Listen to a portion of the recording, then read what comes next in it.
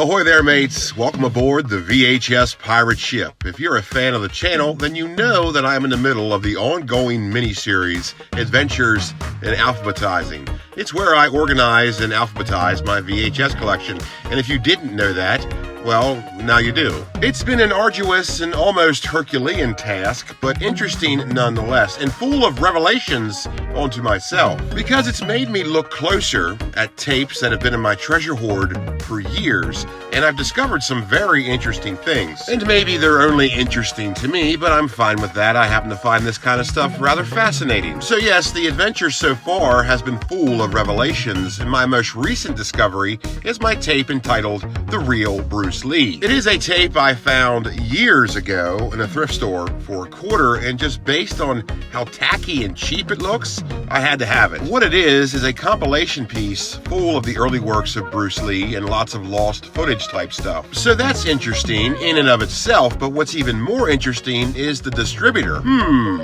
Video Warehouse. I'm not sure if I'm familiar with them. In fact, I know I'm not.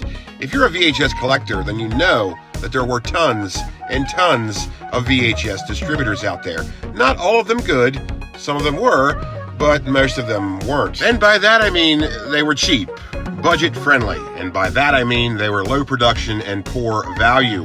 Companies that usually ended up merging with another company went bankrupt or closed up shop and left the country because they were involved with child trafficking or other nefarious activities. That last one I can never be too sure of, but you never know. So Video Warehouse is one of these budget-friendly, low-production value VHS distributors, much like Burbank Video. But unlike Burbank Video, I can't find any information at all about Video Warehouse. Yeah, I can't find anything on Google or anywhere else about Video Warehouse. The only thing I was able to find out there was a picture of their logo, and here it is. So that's very interesting to me that this company is so filled with mystique that there's no information on them at all, other than they were based out of West Long Branch, New Jersey, and I only know that because it's on the front of the sleeve. Okay, that's interesting and all, but the most fascinating part about all this is the tape itself.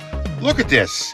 It's a blank tape! And this is not a factory-grade commercial/industrial use only cassette shell. No, this is an actual blank tape. It's like they went to Kmart, bought a couple blank tapes, and recorded the movie on it and sold it. I mean, for heaven's sakes, they didn't even take the label off. Make some effort! Well, in all fairness, there is a label on the spine of the cassette that states the title of the film, but geez, how cheap can you get? So what do you guys think?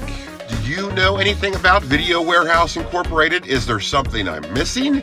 Did they have mob ties? Did they payroll people who kidnap children at Six Flags? Let me know in the comments below. Of course, if they did, they probably wouldn't have them on the payroll. I mean, hey, you don't want that kind of paper trail, unless they described it as progressive babysitting. So anyways, I just thought that was too funny not to share. Thank you very much for watching. Be sure to hit subscribe and stay tuned for more adventures in alphabetizing as the journey continues. Take care out there, and I'll see you next time, only on Captain Adam's VHS Pirate Ship.